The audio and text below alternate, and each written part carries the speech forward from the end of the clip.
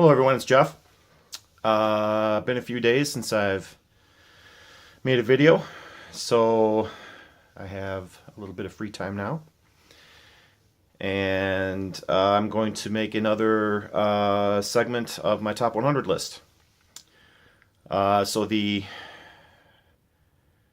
albums covered will be 60 through 51 on the list.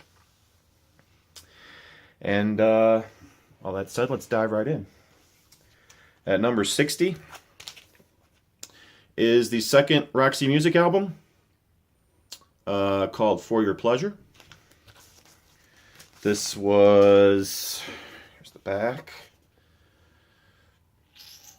This was still when Brian Eno was in the band. And you can see the members in all of their glam rock glory. But this is a great album, and I've come to appreciate Roxy music a lot more over the last few years, I think, as I've gotten older. And I think this is an original pressing too, so the sound on this is a lot better than some of the other later albums I got that I know are represses from the 80s. But musically, this is a great album. For Your Pleasure, the second album by Roxy Music. At number 59, I could have gone with several different albums by this band, but I'm not trying to be like a know-it-all snob or act like I know something better than the big hit albums, but I've always liked Unforgettable Fire by U2. This is my number 59 album.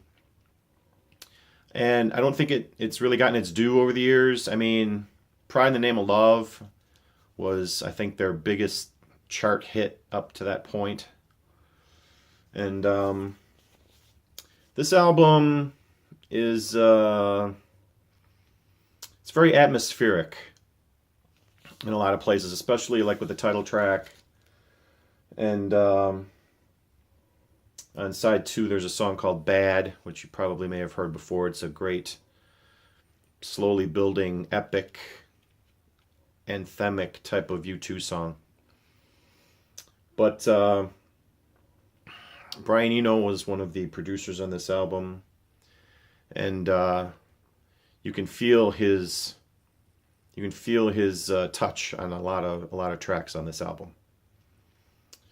So while I like October, I like War, obviously I like the Joshua Tree, this album made the list just because I don't think it gets near enough of the due that it deserves. It's kind of a dark horse U2 album. So I put it on my list at number 59, The Unforgettable Fire. At number 58 is another one of my favorite artists whose time has come and gone, I'm afraid. It's Warren Zevon. This is his album from 1987, I believe, called Sentimental Hygiene. I've got a lot of Warren Zevon albums, mostly on CD. I think this is the only vinyl I've got by Warren Zevon, but that's not why I picked it. This is a great album, and I mean, you've got songs like the title track, Sentimental Hygiene, Boom Boom Mancini, Trouble Waiting to Happen, a nice ballad called Reconsider Me. This was the album Warren Zevon made after he got out of rehab, and of course, there's a song on here called Detox Mansion. So, Warren Zevon is a great songwriter, and he's always been able to put a sort of wry sarcasm into his songs. And I saw him in concert when he was just playing solo with acoustic guitar, and it was one of the best shows that I probably have ever seen.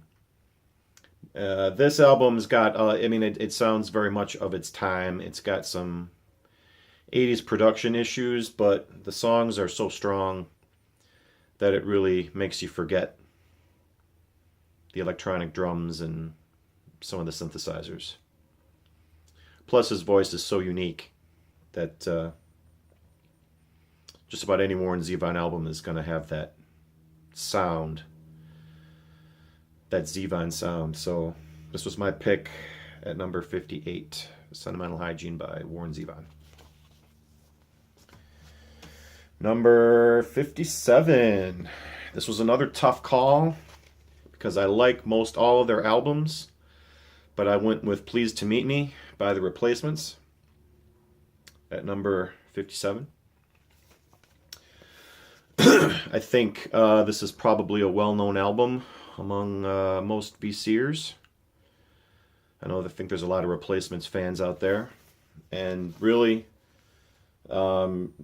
just for the song Alex Chilton alone, this makes this a classic album. But there's way more songs on it besides that one that would make it a classic. Trying to look here. I'm trying to read. The Ledge, Skyway, Can't Hardly Wait. I could just read you the whole track list, basically. Yeah, this was, even though this came out in the mid-'80s, it resisted that 80s production. And that's what helps make this and pretty much all the Replacements albums sound a little more timeless. They developed their own sound, and they pretty much stuck with it throughout. So number 57 here is Pleased to Meet Me by The Replacements. Number 56 is the first album, self-titled, by the Paul Butterfield Blues Band. I know you've seen me show, I think I've showed this album on previous videos. You've seen me show a lot of their other albums, and you'll probably see me show, I think, the last album of theirs that I haven't listened to yet called Keep On Moving, but that's for a different video. This was their first album, came out in '65, and has the original lineup with Paul Butterfield, Mike Bloomfield, Elvin Bishop. Just a real all-star cast for this band. Born in Chicago, great song. They cover Shake Your Money Maker, Mystery Train. Every track is great, and they only got better as they went along with their albums. So for number 56, I'm putting the first album by the Butterfield Blues Band. At number 55, I know I showed a Moody Blues album recently when I talked a little bit about the death of Ray Thomas. And I actually should have played this one instead of Days of Future Past, because this has, I think, Ray Thomas's most famous song on it, Legend of a Mind. And it's the song that's Timothy Leary's Dead. And this album really picks up from where Days of Future Past left off and just expanded. This was their Moody's second album. And there's so many, basically the whole album is almost like a greatest hits package. Ride My Seesaw is on this, Legend of a Mind, like I said. Voices in the Sky, The Best Way to Travel. This is a perfect late 60s album, In Search of the Lost Chord by the Moody Blues. That's at number 55. Number 54, one of my favorite bands from the 70s and 80s, and I guess 90s too, Heart. This was their first album, Dreamboat Annie. And here's the back. This album really has such a nice laid-back feel. This is like a great album to put on in the summertime. Summertime or maybe fall. I don't know if any of you out there associate certain records with certain times of the year. I know there's the gatefold here. But I would probably put this on, especially for like the title track, and just be laid back on a nice summer day. And it just chill out, feel good, enjoy the music. Dreamboat Annie by Heart. This is my number 54 album. I know this just seems like a classic rock rundown of albums, but I guess each album is tailored to the person making it. I mean, there's really not going to be much metal on this list. There's really not going to be much punk. It's going to be a lot of classic rock, a lot of, well, some blues, some soul, some funk. And of course, any list should also include this, in my opinion. Elvis Presley's first album. I mean, this isn't an original issue, even though it kind of looks old. It's a orange RCA label reissue from the 70s. But just for this is kind of like the big bang of rock and roll. It's kind of where a lot of it started, and it was just Elvis and a couple guys in a small room knocking out blues hits, and it's basically white guys trying to sound black.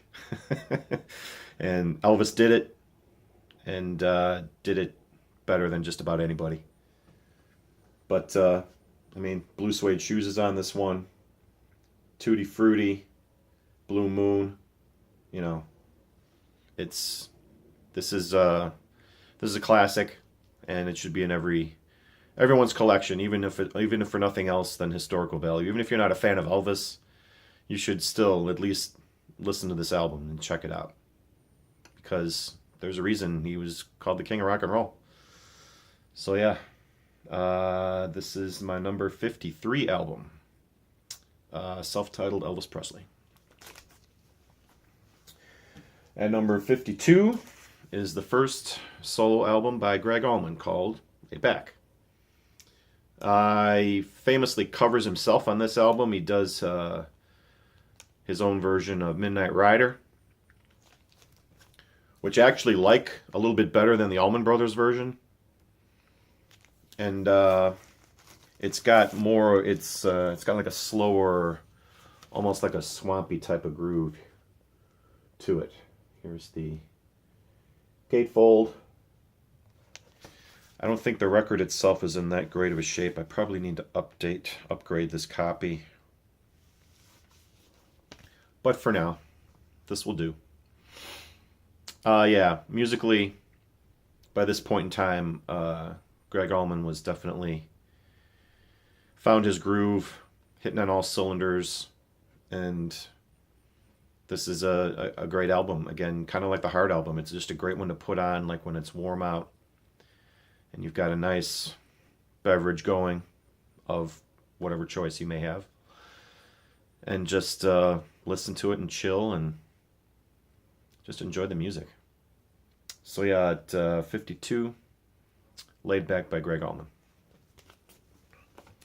And the last album for this part of the list, number 51, is Ghost in the Machine by The Police. This copy was bought at Sears for $8.98, I believe. And normally, I don't often leave the shrink wrap on the albums. Usually what I do is, if it's brand new and I buy it, I just rip it right off. But if I come across a used copy and it's still basically in one piece like this, and it's got big hype stickers on it, and I can get to the album and it's not gatefold, and it seems like a lot of rules just for a piece of plastic, I know, but I'll usually leave it alone. So I like all the Police albums. This one seems to be a little more special. Like this one and Synchronicity 2 also. Not 2, because there's a song called Synchronicity 2. The back of the cover is just black, and it just lists the songs. So, but this one is I don't know if this one necessarily gets as much attention besides the couple of hits that got played on the radio. And this one, in many ways, is probably the Police's best album to me. But yeah, I mean, every little thing she does is magic. Spirits in the Material World, Invisible Sun, Hungry for You, Too Much Information, One World Not Three, Secret Journey, all classic Police songs. Just great stuff. And it's a natural progression of their music.